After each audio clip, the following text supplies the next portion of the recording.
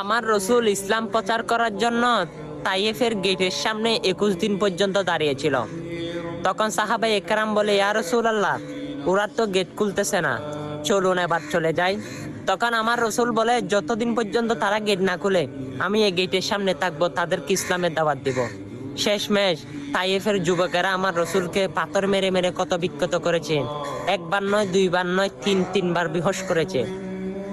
পাগলা কুকুর লালিয়ে দিয়েছে আমার প্রিয় নবীজির পিছনে।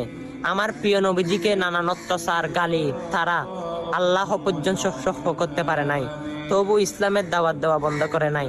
আমরাই সেই নবীর উম্মত, কিন্তু আমরা একটু কষ্ট করতে হলে অবশ্যই কতই না বাহানা দিই।